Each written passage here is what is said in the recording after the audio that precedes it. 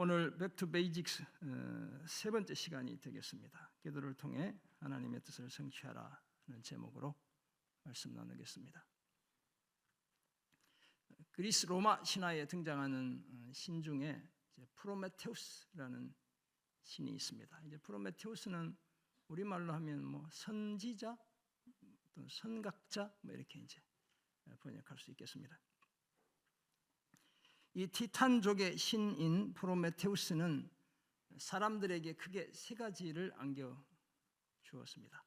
제가 말하는 것은 진짜가 아니고 신화입니다. 소설과 같은 이제 이야기라는 거예요. 그래서 목사님이 어디 가서 프로메테우스가 있다 하더라 막 이렇게 얘기하시면 안 됩니다. 그 세 가지 중에 첫째는 사람들이 자신의 운명 또는 자신의 실체를 알지 못하게 했습니다. 죽음과 같은 자신의 그 유한성, 한계에 대한 지식과 자각을 없애버린 거예요. 그래서 막 영원히 살 것처럼 사람들이 이제 살아가게 된 거예요. 둘째로는 사람들 속에 막연한 희망을 심어주었습니다. 그 희망의 동기는 모호하고 방향은 분명하지 않았기에 삶의 어떤 실체와도 연관이 없었습니다. 그래서 늘 헛된 일장춘몽을 꿈꾸며 살아가게 된 거예요. 셋째는 우리가 잘 아는 신들로부터 불을 훔쳐, 이제 그림이 나와야 되는데 그렇지? 인간에게 주게 되었습니다.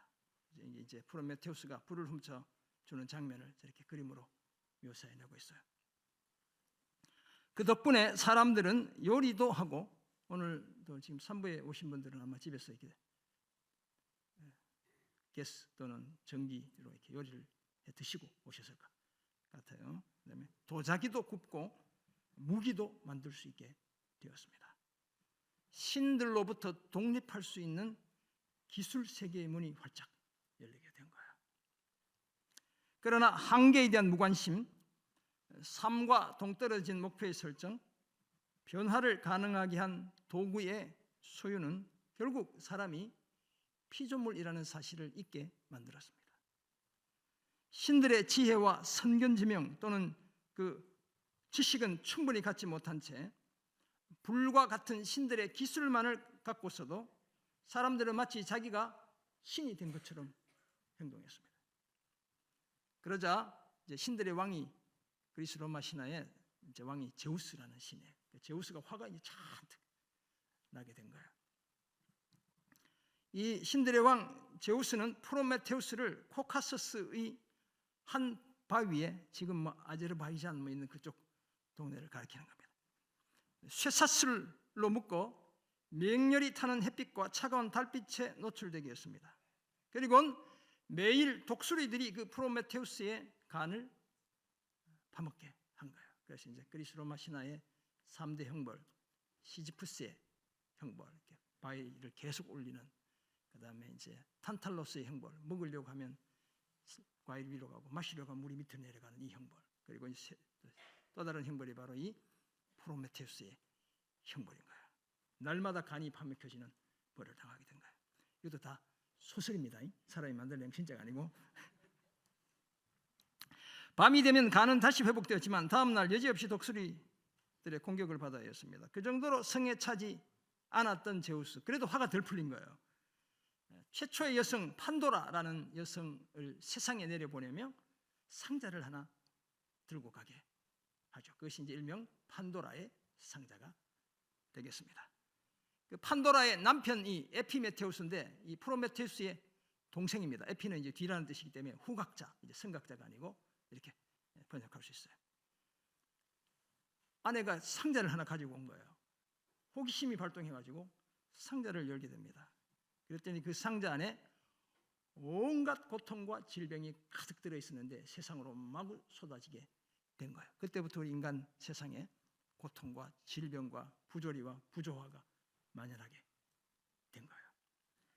허구에 불과한 이 신화가 우리에게 시사하는 바가 적지 않습니다.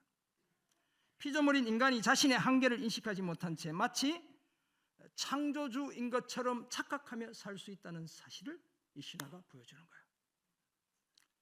경외라는 책을 쓴 폴 트립이라는 목사님의 말을 빌리면 창조주 하나님을 경외하며 살아가야 할 인간이 자신을 경외하며 살아가게 된 겁니다.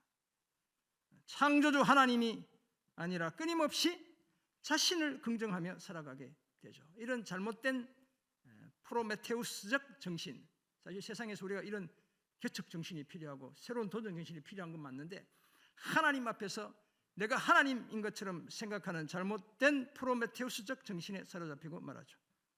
그러니 내가 이미 하나님이니까 기도하지 않죠. 제멋대로 살아가게 됩니다. 결국 온갖 해악이 가득한 판도라의 상자가 다시 열리게 하고 맙니다. 하나님의 뜻과는 전혀 상관없는 불행한 불쌍한 삶이 불을 보듯 뻔합니다. 반면에 오늘 본문 마태복음 6장 33절에서 예수님은 그런즉 너희는 먼저 그의 나라, 하나님의 나라와 그의 의, 하나님의 의를 구하라고 말씀했습니다. 자기 중심적인 삶이 아니라 하나님 중심적인 삶을 살라는 주님의 요청이죠. 자기를 긍정하는 삶이 아니라 하나님을 긍정하는 삶을 살라는 우리 주님의 당부이기도 합니다. 그런 사람에게 구하는 이 모든 것 더해 주시겠다고 약속하십니다. 그래서 우리는 항상 내 뜻이 아니라 하나님의 뜻이 성취되도록 기도해야 합니다. 그래야 우리의 모든 필요가 하나님에 의해, 하나님의 손에 의해 채워지게 되는 겁니다. 그렇다면 우리가 기도를 통해 하나님의 뜻을 성취하기 위해서는 도대체 어떻게 기도해야 할까요? 제가 그 세 가지를 오늘 말씀드리려고 합니다. 첫째는 먼저 하나님을 구해야 합니다. 오늘 주님도 먼저 그의 나라, 그의 의로 가라. 이것은 이제 먼저 하나님을 구하라, 이런 주님의 명령이죠. 둘째는 구할 뿐만 아니라 들어야 합니다. 말할 뿐만 아니라 듣기도 해야 한다는 거예요. 셋째는 들었다면, 하나님의 음성을 들었기에, 하나님의 뜻을 알았기에 그 들은 대로 살아야 합니다. 그래야 우리의 기도를 통해 하나님의 뜻을 성취해낼 수 있습니다.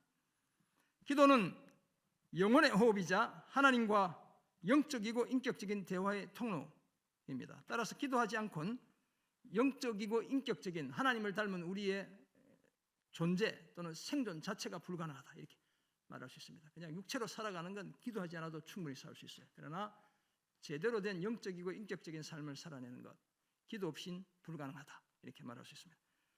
그래서 하나님의 아들이신 예수님도 바쁜 일상 중에도 습관을 따라 기도하셨죠. 이제 습관을 따라 감람산에 주님이 뭐하러 가셨을까요? 기도하러 가신 거예요. 기도를 통해 긴급한 일에 휘둘리지 않으셨고 방향과 속도를 유지하셨고 마침내 십자가를 통한 인류 구원의 사명을 완수하셨습니다. 그러니 우리도 기도해야 하나님의 때에 하나님의 방법으로 하나님의 뜻을 성취할 수 있습니다. 더구나 기도해야 내 능력을 넘어 하나님의 능력을 덧입게 되죠. 기도하는 그때 전능하신 하나님이 우리를 위해 일해 주시기 때문입니다. 그래서 오늘 우리가 하나님께만 집중하는 이 시간은 하나님이 우리를 위해 일하고 계시는 시간인 줄 믿습니다. 기도에 두 손을 모은다는 것은 제가 이전에도 말씀드렸지만 하나님께 항복하는 겁니다. 그렇다면 그 순간 우리 하나님은 본격적으로 그리고 전격적으로 우리 삶에 개입하시고 역사하십니다. 가장 소극적이고 가장 정적인 것처럼 보이는 그때에 가장 적극적이고 가장 역동적인 하나님의 능력의 손을 경험할 수 있습니다. 그러므로 우리는 내가 무엇이든 다 할 수 있다는 프로메테우스적 자세를 버리고 가난하고 겸손한 마음으로 하나님께 기도해야 될 줄 믿습니다. 그래야 기도를 통해 하나님의 뜻을 성취할 수 있습니다. 이런 이해를 바탕으로 기도를 통해 하나님의 뜻을 성취하기 위해 첫째로 먼저 하나님을 구해야 합니다. 우리가 기도라는 말이 너무너무 익숙하잖아요. 그래서 저도 늘 뭐 그냥 기도, 영어로 pray, 기도구나 이렇게 생각했는데 설교를 준비하다가 한자로 한번 찾아봐야 되겠다. 기도가 뭔지 찾아봤더니 기도가 빌기 빌도예요. 보니까 그러니까 빌고 또 비는 것, 이걸 이제 기도라고 기본적으로 이야기하는 거예요. 자신보다 능력이 뛰어난 존재에게 간절히 비는 것, 이것이 바로 기도입니다. 그렇다면 한계에 봉착하고 결핍을 경험하는 문제에 당면하는 우리 인생 전체가 온통 기도로 채워져 있다고 해도 결코 과언이 아니죠. 지금 이제 젊은 세대는 뭐 가난을 잘 모르지만 그래도 상대적인 빈곤감, 이렇게 막 친구들은 비싼 막 이렇게 신발 신고 다니는데 나는 그냥 프로스펙스 신고 다녀야 되고, 친구들은 비싼 가방 메고 학교 가는데 나는 뭐 그냥 이렇게 시장 가방, 이제 이런 건 있을 수 있겠지만 안 그럴 수도 있고 그럴 수도 있고. 근데 우리 저 때만 해도 뭐 부상이나 분홍의 아들 딸들이 아니면 다 가난했단 말이에요. 대체로 가난했어요. 가난했던 시절 우리는 하루 세 끼를 제대로 먹도록, 그렇게 먹을 수 있도록 배부르기를 빌고 또 빌었죠. 요즘은 뭐 일부 배부르기를 위해서 주님 일용할 양식을 주시옵소서 이렇게 기도하는 분은 별로 많지 않거든요. 없으면 저한테 전화하면 제가 쌀 보내드린다고 말씀드렸죠. 아직까지 한 1년 더 지났는데 아무도 연락이 안 왔어요. 네. 또 다 연락하시면 안 됩니다. 청천을 지나며 좋은 만남을 위해 빌었죠. 그래서 우리가 좋은 형제 자매를 만나 결혼하고 자식 낳고 이렇게 지금 살고 있어요. 우리가 사회에서는 승승장구를 빌었습니다. 그래서 뭐 남들이 가볼 그런 위치에 우리가 딱 가보기도 하고 그렇게 했어요. 결혼해서 자식들 낳고 학교에 보내면서 건강하고 공부도 잘해 남들보다 뒤처지지 않기를 우리 부모님들이 빌었어요. 뭐 빈다고 해서 다 되는 건 아니었지만 하여튼 우리는 그렇게 빌어봤단 말이에요. 청소년기를 지나는 반항하는 자식들을 바라보며 그래도 교회와 신앙 안에서 잘 성장하기를 빌었죠. 뭐 지금도 다 큰 장성한 자녀를 두고도 동일한 마음이에요. 공부 마치고 좋은 직장에 들어가도록 빌었고 결혼해서 아이들 낳고 행복하게 살기를 빌었습니다. 시집 장가 보내도 조마조마해. 이놈들이 싸워가지고 또 어떻게 되진 않을까. 다 이게 우리가 늘 그렇게 기도하는 거야. 이제 나이 들고 늙어가면서 이제 저는 이제 늙어간다고 얘기해도 돼요. 60이 넘었기 때문에 우리는 자신과 식구들의 건강하고 평안한 삶을 위해 겸손하게 빌고 있어요. 제가 요즘 기도가 이런 거예요. 제발 주님 저 곱게 늙게 해주십시오. 예쁜 주름살 없게 늙으라는 게 아니라 정말 일그러지지 않고 왜곡되지 않고 고집 부리지 않고 정말 주님 앞에서 예쁘게 늙는 거 주님 이게 제 소원입니다. 너그럽고 관대하고 이렇게 정말 늙고 싶습니다.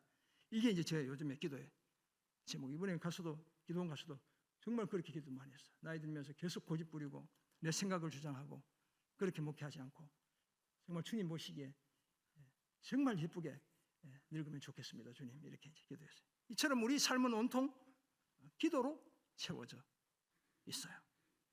그래서 예수님도 제자들에게 자주 기도하라고 말씀하시죠. 주기도문도 가르쳐 주십니다. 뒤에서 보게 될 겁니다. 구하고 찾고 두드리라고도 주님이 말씀하세요. 그냥 다 주시면 되는데 기도하라고 이야기하시는 거예요. 오늘 보면 마태복음 6장 33절에서는 너희는 먼저 그의 나라와 그의 의를 구하라고 하시죠. 하나님을 먼저 구해야 한다는 주님의 당부였습니다. 그 직접적인 이유는 이제 앞에 있는 내용에서 나와요. 제자들이 예수님을 따라다녀 보니까 이 무슨 뭐 돈 되는 일은 하나도 하지 않고 회개하라 천국이 가까웠다 얘기만 하고 안식일날 사람들을 고쳐 주시는데 보니까 돈도 안 받고 고쳐 주시고 바리새인들이랑 계속 싸우기만 하시고 이러니까 이제 우리가 이렇게 따로 다니다간 밥을 제대로 먹긴 하겠나, 옷은 제대로 입겠나, 잠은 제대로 해결하겠나 이런 생각을 아마 했던가 봐요. 그래서 제자들이 목숨을 위해 6장 25절 보면 무엇을 먹을까 무엇을 마실까 몸을 위해 무엇을 입을까 염려했기 때문에 이런 말씀을 하신 거예요. 그런 저들에게 예수님은 하나님 아버지께서는 공중에 새도 기르신다고 말씀합니다. 오늘 있다가 내일 아궁이에 던져지는 들풀도 입히시는데 사실 들풀을 무시하면 안 돼요. 저 수선화 지금 우리 화단에 버려진 데 심겨져 있는데 그 예쁜 꽃이 주는 감동은 제가 이렇게 온 생애를 살아서 주려고 하는 감동보다 더 큰 것 같아요.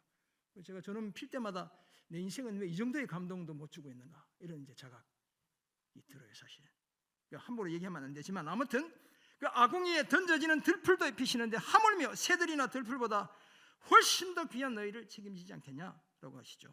그리고 거듭 그러므로 무엇을 먹을까, 무엇을 마실까, 무엇을 입을까 염려하지 말라고 하십니다. 이는 다 하나님을 모르는 이방인들이 구하는 것이고 너희 하늘 아버지께서는 이 모든 것이 너희에게 있어야 할 줄 아신다고 말씀하셨습니다. 그리고 결론적으로 그런즉 너희는 먼저 그의 나라와 그의 의를 구하라. 그리하면 이 모든 것, 영어로 보면 복수에 이 모든 것들을 너희에게 더하시리라.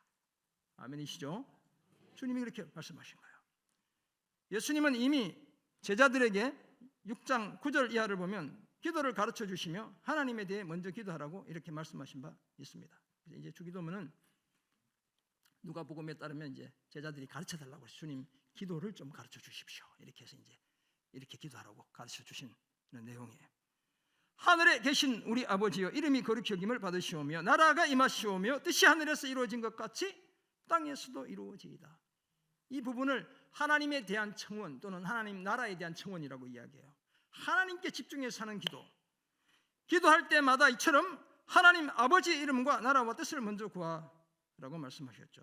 그렇게 할 때 이어지는 내용에 따르면 일용할 양식은 덤으로 받게 되는 거예요. 더하신다 이 말이 사실 무엇에 하나를 더한다는 이런 뜻을 갖고 있거든요. 하나님 나라를 구하면 삶의 필요는 저절로 채워진다는 거예요. 우리가 우리에게 죄 지은 자를 용서하여 준 것 같이 우리 죄도 용서받습니다. 뿐만 아니라 시험에 들지 않고 악에서 건짐을 받죠. 이처럼 먼저 하나님을 구하는 기도가 하나님의 뜻을 성취하게 하고 우리의 삶의 필요 자연스럽게 해결받게 해줍니다. 사랑하는 성도 여러분, 하나님을 믿고 아들 예수님을 따르는 우리는 인생의 배부름을 삶의 최고의 목적으로 삼고 사는 자들이 아닙니다. 우리는 믿음으로 살며 하나님의 영광을 구하는 자들이죠. 그래서 우리는 항상 먼저 하나님을 구해야 될 줄 믿습니다. 하나님의 나라와 그의 의를 구하며 아무런 주저함도 없이 우리의 삶 전부, 우리 운명 그 자체를 하나님께 다 맡겨드려야 합니다. 하나님께 전적으로 항복하고 그 뜻에 순종해야 합니다. 이런 결심을 지속하기 위해 항상 성령의 도우심이 필요하죠. 그 도우심을 구해야 합니다. 그래야 기도를 통해 하나님의 뜻을 성취하고 우리 삶의 필요 해소할 수 있습니다. 이처럼 기도를 통해 먼저 하나님을 구하고 그래서 하나님의 뜻을 성취하는 그런 우리가 되기를 주의 이름으로 축원합니다. 아멘. 기도를 통해 하나님의 뜻을 성취하기 위해 둘째로 구할 뿐만 아니라 들어야 합니다. 십자가를 앞에 두시고 겟세마네 동산에서 예수님이 하신 기도는 소위 듣는 기도다. 이렇게 이제 제가 정의를 해 보았습니다. 그때 예수님은 겟세마네로 가셔서 제자들에게 내가 저기 가서 기도할 동안 너희는 여기 앉아 있으라 이렇게 주님이 말씀하시죠. 그리고 저들 중에 특별히 이제 이너서클 멤버들인 베드로, 세베대의 두 아들 야고보와 요한 이 세 명을 데리고 가시고선 참 주님의 마음이 힘드셨던가 봐요. 이제 마태가 전하는 내용도 보면 고민하고 슬퍼하셨대요. 이 고민하다는 말도 깊은 슬픔을 나타내고 슬퍼하셨다는 것은 스트레스가 극심했다 이런 뜻이에요. 주님이 십자가를 앞에 두시고 십자가의 고통도 그 수치스러움도 부담이 있었겠지만 사단의 그 지배한 죽음의 권세, 죄악의 권세를 생각하시면 이런 심정이었다. 우리가 이렇게 이해할 수 있어요. 이에 세 사람에게 내 마음이 매우 고민하여 죽게 되었으니 너희는 여기 머물러 나와 함께 깨어 있으라고 부탁합니다. 깨어 있으면서 자신의 기도에 어떻게든 힘을 좀 보태다오. 친구들이기도 하기 때문에 주님이 그렇게 이야기하시는 거예요. 그런 다음 혼자 조금 더 나아가서 얼굴을 땅에 대시고 엎드려 내 아버지여 만일 할만하시거든 이 잔을 내게서 지나가게 하옵소서. 그러나 뭐라고 기도하셔요? 나의 원대로 마시고 아버지의 원대로 하옵소서. 주님의 기도죠. 기도하시다가 제자들에게 오셔서 자는 그들을 깨우시며 너희가 나와 함께 한 시간도 이렇게 깨어 있을 수 없더냐. 시험에 들지 않게 깨어 기도하라. 마음에는 원이로되 육신이 약하도다. 나의 원대로 아버지의 원, 제자들의 마음의 원 이렇게 이제 주님이 반복하시고요. 그리고 거듭 기도로 자신을 도울 것을 부탁하신 것이죠. 그리고 다시 두 번째 나아가 기도하시기를 내 아버지여 만일 내가 마시지 않고는 이 잔이 내게서 지나갈 수 없거든 아버지의 원대로 되기를 원하이다. 이렇게 텔레만데 앞에는 이제 동사로 텔로라는 동사가 사용되고 여기 이제 렐레마라는 명사가 사용되고 있어요. 아버지의 원대로. 그냥 영어로 보니까 will. 아버지의 뜻대로, 아버지의 의지대로 되길 원합니다. 주님 이렇게 기도하시는 거예요. 다시 오셔서 보시니 제자들이 자고 있었죠. 그들의 눈이 피곤했기 때문이다. 이렇게 말해요. 눈이 무거웠다. 이제 헬라어는 이런데 우리 같으면 눈꺼풀이 천근 만근이었기 때문이다. 이렇게 말하고 있어요. 이번엔 제자들을 깨우지 않고 그대로 두시고 나아가 세 번째로 같은 말씀으로 기도하셨죠. 이처럼 우리 주님의 기도는 일방적으로 말하고 구하는 기도가 아니라 하나님의 음성과 하나님의 뜻을 듣는 기도였습니다. 그래서 마음이 몹시 고민되고 슬프고 죽을 지경인 상태에서 기도하셨지만 하나님의 뜻인 자신의 십자가를 거부하시거나 피하시지 않았습니다. 혼자 외롭게 감당해야 할 십자가였지만 십자가로부터 도망치지 않았고 오히려 계속해서 아버지의 원대로, 아버지의 뜻대로 되기를 기도하신 거예요.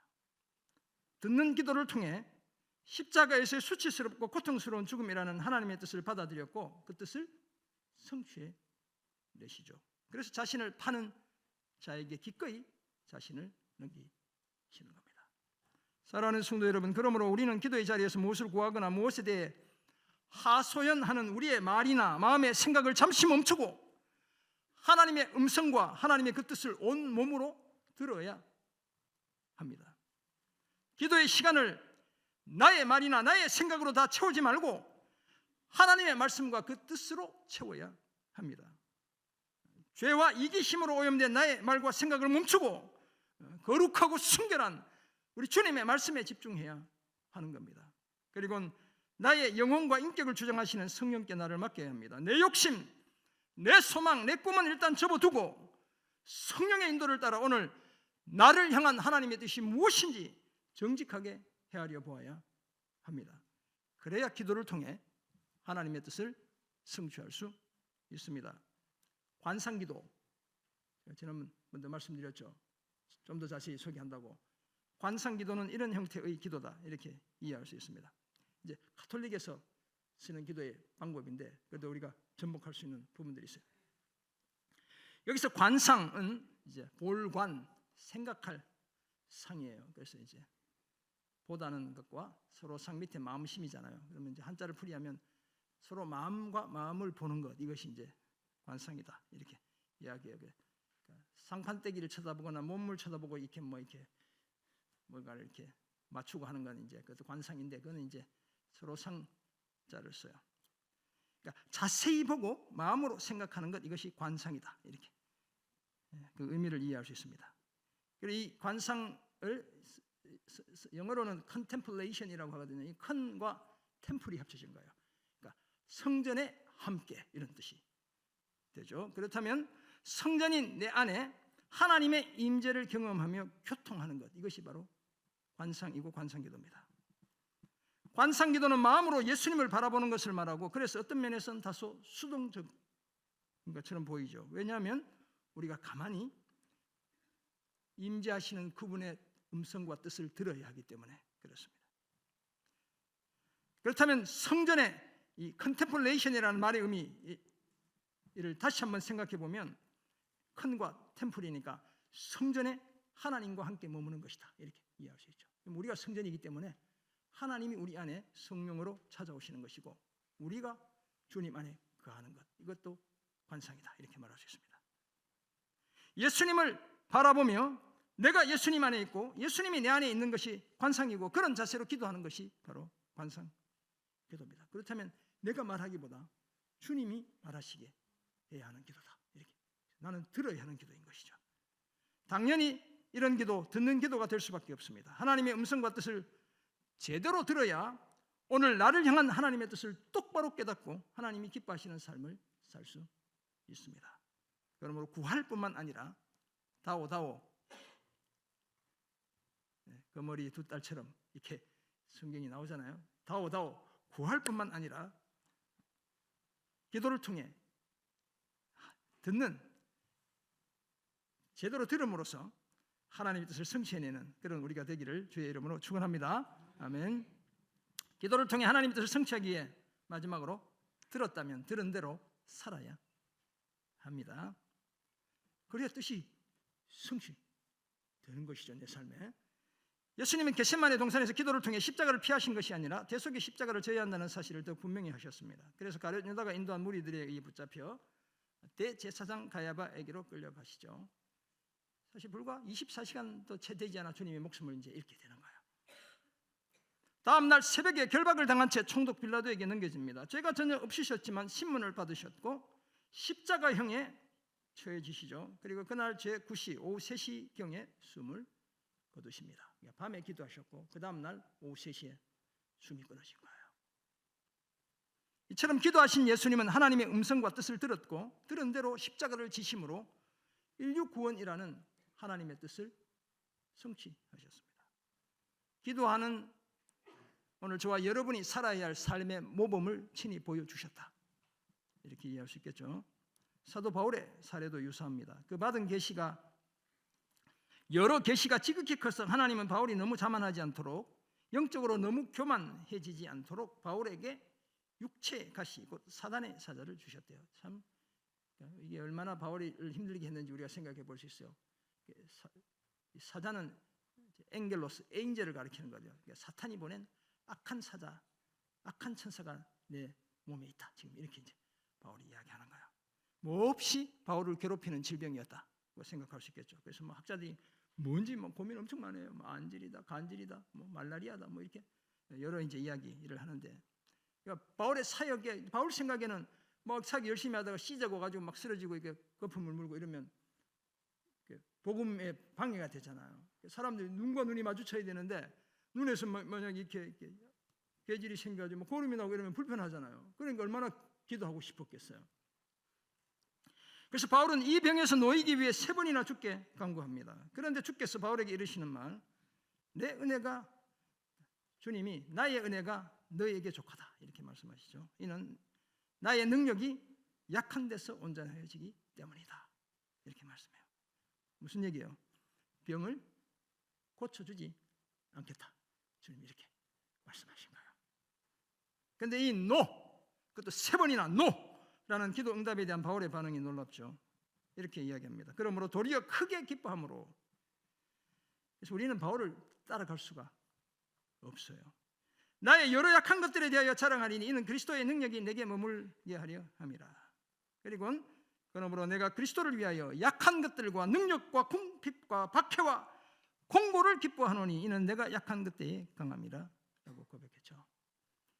이후 바울은 기도 응답을 받은 대로 살았습니다. 육신의 질병에 더 이상 얽매이지 않았죠. 그래서 제가 카톡 프사가 weakness is the way, 약함이 길이다, 이 구절, 제임스 패커 목사님 쓴 책에 영향을 받았지만 지금 10수년째 지금 그게 제 카톡 대문글이에요.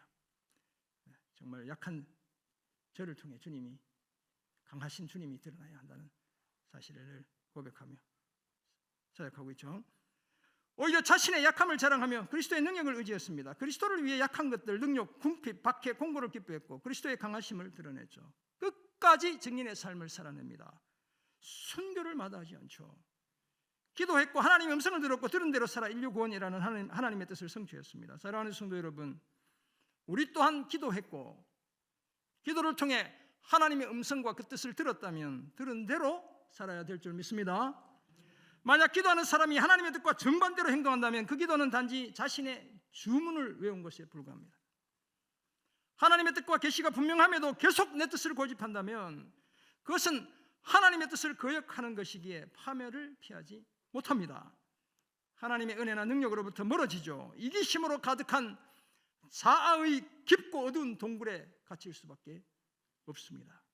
빛과 생명으로부터 당연히 멀어지고 천국의 소망마저 상실하고 맙니다. 그러므로 기도했고 하나님의 음성을 듣고 그 뜻을 깨달았다면 설령 그 뜻이 내 뜻과는 완전히 달라도 하나님의 뜻대로 기도 응답받은 대로 살아야 될 줄 믿습니다.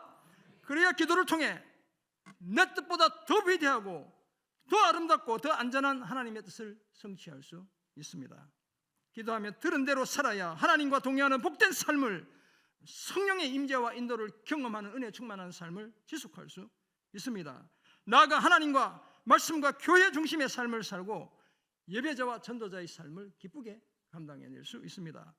이 사실을 기억하고 기도했고 응답받았다면 반드시 들은 대로 살아 하나님의 뜻을 성취하는 그런 우리가 되기를 주의 이름으로 축원합니다. 아멘. 그렇다면 기도를 통해 하나님의 뜻을 성취하기 위해 세 가지 생각해봤죠. 먼저 하나님을 구해야 한다. 구할 뿐만 아니라 들어야 한다. 들었다면 들은 대로 살아야 한다. 사실을 생각해 보았습니다. 일단 보다 구체적으로 어떤 모습의 삶을 우리가 갖춰야 할까요? 첫째는 인격적으로 구해야 합니다. 하나님은 자기 백성들과의 인격적인 관계를 원하시는 분이에요. 우리에게 있어야 할 모든 것을 다 아시지만 우리가 하나님께 우리의 필요를 구하는 것을 기뻐합니다. 하나님 다 아시죠? 이렇게 하고 그냥 입 꾹 닫고 있는 걸 원하시는 게 아니라 우리의 그 간절한 삶에 정말 성도로 살아가기에 꼭 필요한 요소들을 주님께 구하기를 원하시죠. 그래서 하나님은 선지자 에스겔을 통해 그래도 이스라엘 족속이 이같이 자기들에게 이루어지기를 내게 구하여야 할지라 라고 말씀하고 있어요. 예수님도 하늘 아버지께서 이 모든 것, 곧 먹고 마시고 입는 모든 것이 우리에게 있어야 할 줄을 다 아신다고 말씀하셨죠. 그럼에도 불구하고 7장 넘어가면 구하고 찾고 문을 두드리라고 이야기하셔요. 구하는 자에게 좋은 것으로 주신다고 말씀하시죠. 누가복음 보면 이게 이제 성령을 주신다 이렇게 약속하고 그랬어요. 그만큼 인격적인 관계를 원하세요. 지난 1월달에 저희 딸이 멀리 여행을 가는데 여행 가기 얼마 전부터 계속 자기가 적자라는 거예요. 계속. 네. 적자라는 얘기는 뭐예요? 지금 아직 여행도 안 갔는데 벌써 적자래요. 무슨 뜻일까요? 그렇죠. 인격적인 관계를 원하는. 네. 그래서 제가 이게 제 수준에서는 상당히 많은 돈을 이제 보내줬더니 생일이라고 우리 딸이 그 전에 주지 않았던 많은 돈을 저한테 다시 돌려주더라고. 다 주진 않았어요 물론. 인격적인 관계가 이루어지는 걸 다시 받으니까 미안하긴 했지만 그래도 이놈이 엄마 아빠를 생각하고 있구나. 관계가 이루어지는 거예요. 다음에 여행 가면 제가 돈을 또 줄까요 안 줄까요? 또 주겠죠 당연히. 네. 주지 말까요? 주님과의 우리의 관계도 바로 이런 거예요. 믿음을 가지고 우리의 필요를 하나님께 인격적으로 구해 그 필요를 넉넉하게 채우는 그런 우리가 되어야 할 줄 믿습니다. 아멘. 두 번째 적용점, 집중해서 들어야 합니다. 하나님의 뜻을 제대로 분별하기 위해 우리는 기도하는 중에 집중해서 듣는 연습을 해야 합니다. 그러기 위해 하나님 앞에 우리 자신을 가만히 드러내놓아야 하는 거예요. 내 마음의 문을 활짝 열고 예수님이 내 안에 찾아오시게 해야 합니다. 제가 석 달에 한 번씩 기도원 가는데 정말 저에게 교회가 주시는 하나님이 베풀어 주시는 큰 은혜예요. 막 열심히 그냥 목회 막 설교 준비한다고 이렇게 뭐 가수도 물론 설교 준비하고 열심히 하긴 하는데 그래도 기도하는 조용한 시간에 제가 잘못하고 있지는 않는지 목회가 욕심대로 하고 있지는 않는지 뭔가 다른 색깔 있게 교회에 필요하지 않는 색깔로 입히고 있는 건 아닌지 돌아보는 그런 시간에 주님이 저에게 말씀하시도록 제 자신을 내어드리는. 그래서 제가 요즘 자주 얘기하는데 멀리 해외여행만 가려고 하지 말고 요즘 기도원도 비싼데 엄청 많아요. 하루에 15만 원 줘야 되는 기도원도 있어. 그러니까 돈 자랑하고 싶으면 그런 기도원 가서 주님을 만나면 돼. 막 옛날처럼 막 풀뿌리 뽑고 이런 기도는 아니에요. 조용히 묵상할 수 있는 충분히 주님을 깊이 경험할 수 있는 그런 공간들. 주님이 나를 찾아오시도록 해야죠. 내 자아는 내 마음의 중심에서 완전히 내려놓고 예수님이 그 자리를 차지하게 해야 합니다. 내 욕망을 그치고 내 입을 닫고 성령이 임재하시고 말씀하시게 해야 하는 거예요. 조용히 하나님을 기다리며 성령을 통해 하나님의 뜻을 알려주시고 깨닫게 해주시기를 사모해야 합니다. 다소 어색하고 불편한 그 침묵이 오히려 하나님의 뜻을 깨닫는 특별한 방편이라는 사실을 우리는 잊지 않아야 돼요. 온몸으로 우리의 기도를 들으시는 예수님처럼 우리도 전 인격을 동원해 집중해서 하나님의 음성을 들어야 될 줄 믿습니다. 인격적으로 구할 뿐만 아니라 듣는 것에도 소홀히 하지 않아 기도를 통해 하나님의 뜻을 성취하는 우리가 되기를 주의 이름으로 부탁드립니다. 아멘. 빌 하이벨스 목사님의 책 중에 너무 바빠서 기도합니다라는 유명한 책이 있죠. 아주 오래됐으면 20년도 더 전에 나온 책인데 이 책에 따르면 우리의 기도의 대상인 하나님은 기도를 들을 준비가 되신 분이래요. 온 세상의 주관자이시죠. 무엇이든 하실 수 있는 분입니다. 불가능이 없는 분이에요. 따라서 기도를 통해 하나님의 음성을 듣는 법을 배우고 하나님이 원하시는 것을 행하는 용기를 배가시키는 것, 우리 그리스도인들이 반드시 지녀야 할 소중한 덕목이다, 이렇게 말할 수 있습니다. 기도하는 참된 그리스도인들은 세상 사람들과는 달라도 한참 달라야 합니다. 기도하는 우리 그리스도인들의 인격은 세상 사람들의 인격보다 더욱 깊어야 합니다. 우리의 아이디어는 더 신선해야 하고요, 영혼은 더 부드러워야 하고, 용기는 더 커져야 하고, 리더십은 더 강해야 하고, 관심 분야는 더 넓어야 합니다. 우리의 동정심은 더 진실해야 하고, 우리의 확신은 보다 더 구체적이어야 합니다. 근데 어떻게 이런 일이 가능할까요? 다름 아니라 먼저 하나님을 구하는 기도를 통해 가능해지는 거예요. 우리의 기도를 통해 말씀과 성령이 우리 삶에 개입하시고 우리를 변화시키기 때문에 가능한 겁니다. 그렇기 때문에 바쁠수록 뭘 해야 할까요? 기도해야 하는 겁니다. 사랑하는 성도 여러분, 기도를 통해 우리의 삶 전부가 하나님의 뜻을 성취하는 과정이 되게 해야 될 줄 믿습니다. 그러기 위해 우리는 먼저 하나님을 구해야 하고요, 구할 뿐만 아니라 들어야 하고요, 들었다면 그 들은 대로 삶을 살아내야 합니다. 이런 삶을 지속하기 위해 인격적으로 구해야 하고 집중해서 들어야 합니다. 이런 복된 기도의 삶을 힘써 삶의 모든 영역에서 하나님의 뜻을 성취하는 그런 우리가 되기를 주의 이름으로 축원합니다. 아멘. 기도하겠습니다. 주님 감사합니다. 그런즉 너희는 먼저 그의 나라와 그의 의를 구하라. 그리하면 이 모든 것을 너희에게 더하시리라. 주님, 먼저 하나님의 나라와 그 의를 구하는 기도를 통해 우리의 삶의 필요, 주님의 특별한 간섭과 섭리 속에 다 채워지는 역사 주여 허락해 주옵소서. 감사드리며 예수님의 이름으로 기도드립니다. 아멘.